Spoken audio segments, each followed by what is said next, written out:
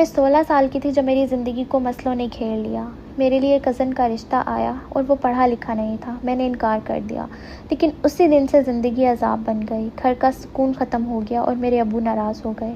उन्होंने मुझसे कहा कि अगर तुम्हारी कोई ख्वाहिश है तो वो बताओ। मैं किसी को नहीं चाहती थी, लेकिन मेरी इतनी ख्वाहिश ज़रूर थी कि मैं जिससे शादी करूँ वो पढ़ा लिखा हो, जॉब करता हो और मेरी इज़्ज़त करता हो।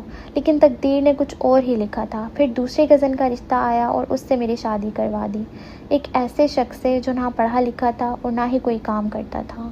शादी के सिर्फ 1 महीने बाद ही मेरे चाचा और चाची, जो कि मेरे सास और ससुर बन चुके थे, अपनी असलियत दिखानी शुरू कर दी। हर दिन का नया अज़ाब। अगर मैं खाना बनाती तभी मुझे खाना मिलता। छोटी छोटी बात के ऊपर तंग करना, परेशान करना और हर दिन जलील करना। फिर भी मैंने 6 महीने तक बर्दाश्त किया, सिर्फ इसलिए कि मेरे घर वालों को ना लगे कि मैंने अपना घर नहीं बसाया।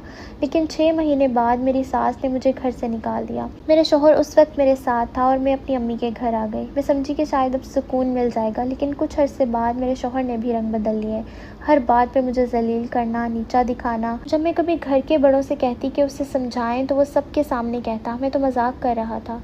आज मेरी शादी को 6 साल हो चुके हैं। मेरी एक छोटी सी बच्ची है। हर रोज़ मैं सोचती हूँ कि मैं इस ज़िंदगी से निकल जाऊँ, अपने लिए कोई बेहतर रास्ता चुनूँ, लेकिन सिर्फ अपनी बच्ची की वजह से सब कुछ बर्दाश्त कर रही हूँ। आज मैं हर लड़की से सिर्फ इतना कहना चाहती हूँ कि खुदा के लिए सिर्फ रिश्ते बचाने के लिए शादी मत करो। पढ़े लिखे, समझदार और इज्जत करने वाले लड़के से शादी करो। सिर्फ रिश्ता सही घर का हो यही काफ़ी नहीं होता। और मैं अपने माँ बाप से भी यही गुजारिश करती हूँ, सिर्फ अपनों के कहने पर अपने बच्चों की खुशी का गला मत घोंटे।